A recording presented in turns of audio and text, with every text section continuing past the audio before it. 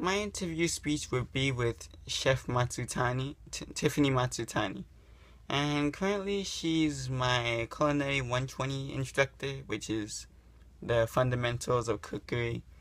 And so far we learned basically the fundamentals of cooking, such as preparing fruits and vegetables, or making cooking meat, or making seafood and such. And when I was younger, I would always hate cooking. For the most part, it was because of my parents and how they would yell at me for cooking really bad food. But when I was younger, I never wanted to cook food, and every time I cook, I always do a really, really bad job at it. So this one time in particular, I remember that I was cooking curry,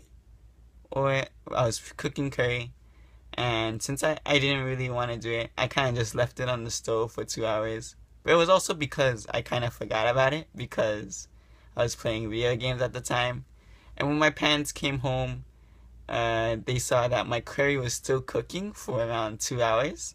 So they were yelling at me for overcooking it, and it had a really overcooked scent to it. The pot was really black on the bottom. And from then on, I really did not like cooking. But as I grew up, eventually I learned to accept the fact that you do have to cook eventually. I say that because, for the most part, you can't always just go outside and eat food every single day. Eventually, you have to be able to cook on your own. The reason I say that is because every time you go out and get food, it would always cost a lot of money because you have to pay for them to prepare your food, make your food, and basically all the labor costs. And I'm pretty sure that not everybody can afford doing that every single day. So that's why I say that you should eventually learn how to cook. So the reason why I took the culinary classes is because I wanted to learn how to cook. So for example, recently I learned how to cook the polenta. It's basically water and cornmeal. It's kind of like an oatmeal, but with cornmeal instead, I guess.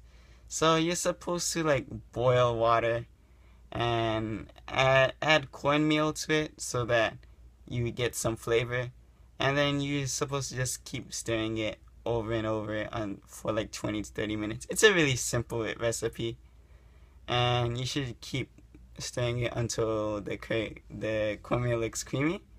But I remember doing this because I remember I had to wash the pot for it afterwards, and it really sucked because it took a really long time for the cornmeal to come off the pot.